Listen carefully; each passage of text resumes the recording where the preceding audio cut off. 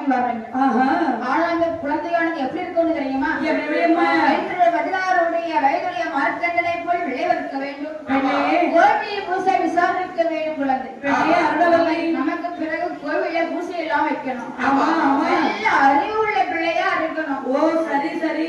ஆமா. வேற ஏதாவது நிபந்தனை வச்சிருக்கியா? இல்ல ஆசைக்கு தக்க அறிவுள்ள பிள்ளை வாங்கி வந்தாலே போதும். ஓ கடவுளே. ஆணா இருந்தாலும் சரி பெண்ணா இருந்தாலும் சரி எனக்கு ஒரு என்னுடைய அழகாக ஒரு கொஞ்சம் விளையாட ஒரு குழந்தை வேண்டும். பெண்ணே அருணவல்லி உனக்கு ஆசை இருக்கு தோசகரத்துல என்ன பண்றது சுவாமி? பெண்ணா பிறந்துட்டாலே சுடுறதுக்கு மாவில்லையே சட்டி இல்ல பாருங்களேன். அதனால நீ கவலைப்படாத.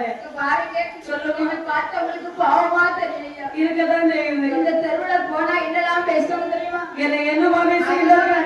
அருணவல்லி. ஆமா தெரியுமா? எப்படி ஒரு முழு மலடி முழு மலடின்னு சொன்னாளா?